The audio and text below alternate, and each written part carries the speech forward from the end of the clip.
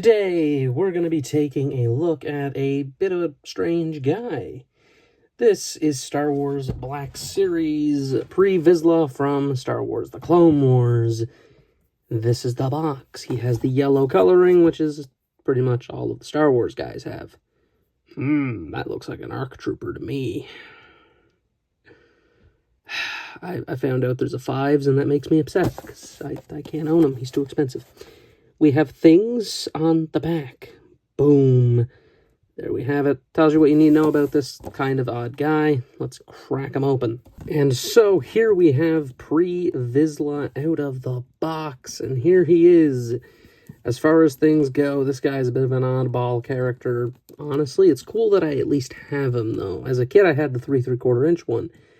The figure disappeared, but I have all of the accessories. I don't know how that happened. I have a reverse thing happen. Like, how often do you lose the figure and retain the parts? Not very often. I really think that's a rarity.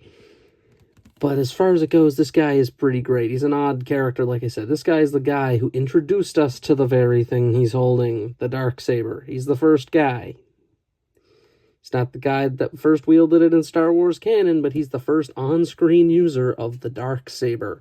He obviously would not be the last one either.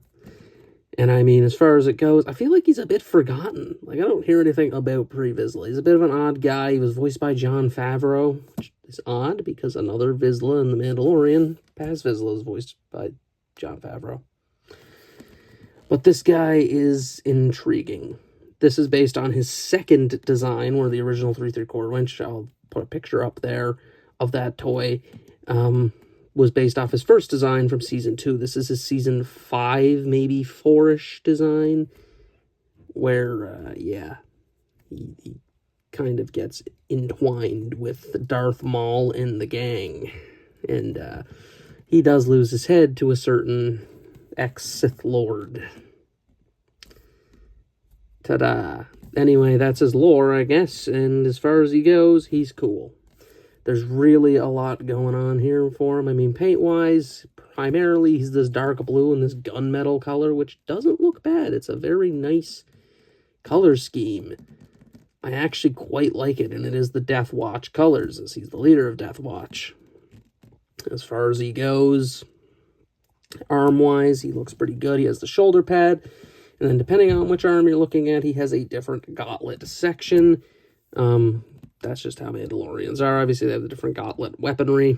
The chest piece looks pretty great. He has that nice blue insignia. Then he has the belt, which is a bit marked up, unfortunately. I just noticed.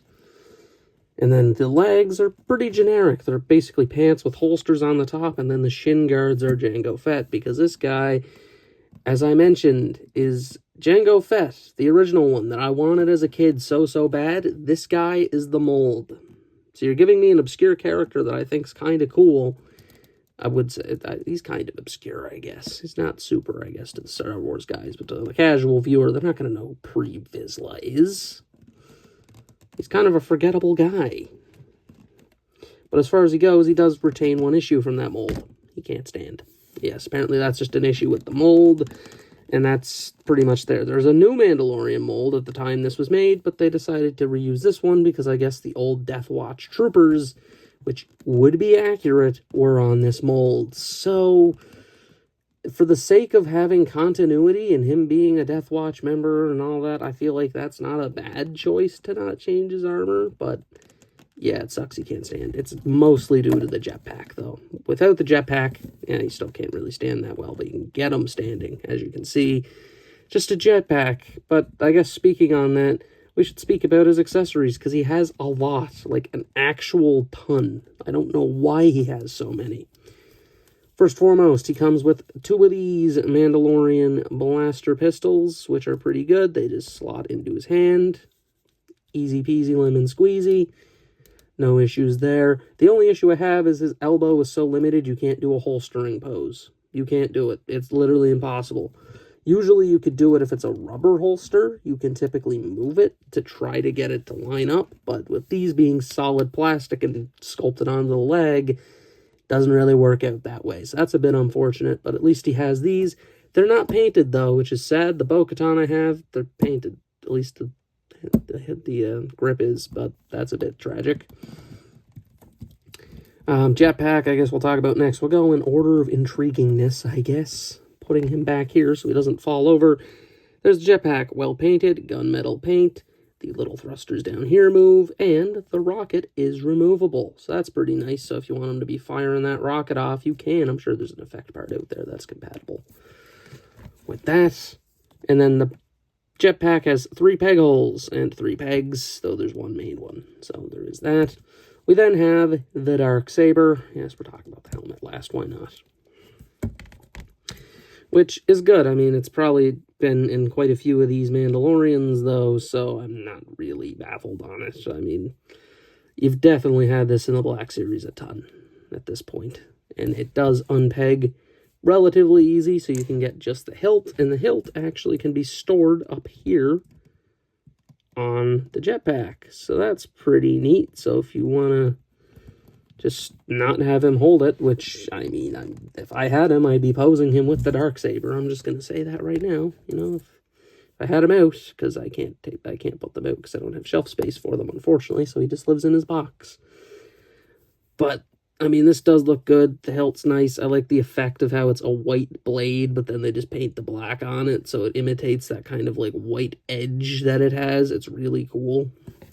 And again, holds it quite easily, and he actually holds it quite well because there's a bit of a, like, lip that goes under the trigger finger, which is sculpted for the other pistol. As I mentioned, he has 2. So that's pretty nice. And the last accessories, of course, is helmet, which he has out of the box, which is really tight. It's really, really tight. It's probably the tightest out of all the figures I have that have helmets. Take a look at that. There that is. Looks good. It has 3 antennae on it, and they do rotate down. Weirdly enough, they do. I don't know if that's really intentional or not, but they can do it. It's just a pretty good helmet, you know? It's nice. I like the little insignia. It's kind of plain, but at the same time, I don't mind it. He also has like a bit of a dark blue similar to the jumpsuit down here, which is also accurate, but it's a bit dark. The original one was like a regular blue like that on the chest, which is a bit of a shame.